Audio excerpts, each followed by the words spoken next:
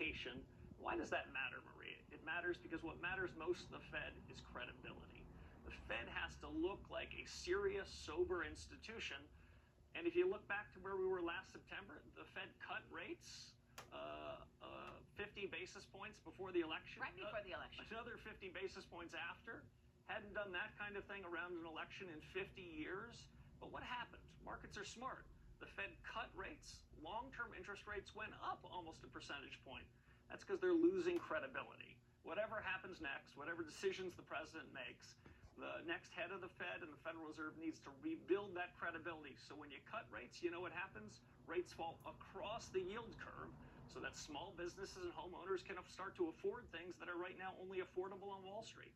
The president has been considering you as the successor to Jay Powell. He said some very nice things about you to me recently when I was talking with him. Powell's term is up in May, but there's also an opening in the Federal Reserve in January. Would you be poised to accept the position on the board in January? I had that job. I was a governor for 6 years during the financial crisis. It's a great job to have. It's up to the president to make whatever decisions he wants.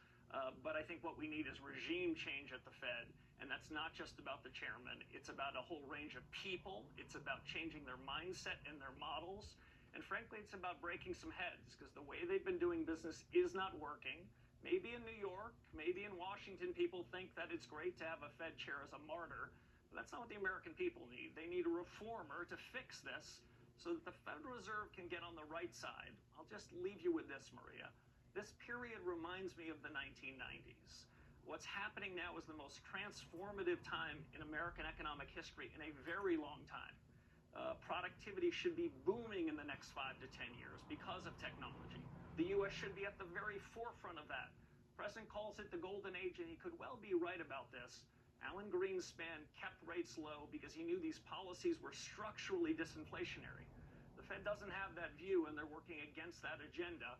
If you recognize what an important moment this is, the Fed needs to be part of it, and the Fed needs to understand where we are in our economic future. I guess what I was getting at is, would it be a scenario where the president would put you in to the governor's role in January and then ultimately make you chairman come May? But in terms of the broad macro story right now, what would be the impact of a cut in interest rates? What kind of growth are you expecting now, and would that accelerate with a cut in rates? So I think it would. I think the economy is in reasonable shape right now. I think the economy is actually improving. Most of my peers think the economy is in terrible shape, that the president's tariffs are going to do harm. And so what do we hear from the Federal Reserve? We hear that inflation was first the fault of Vladimir Putin. Then we heard it was the fault of the pandemic. And now Chairman Powell and others say inflation is the fault of the president.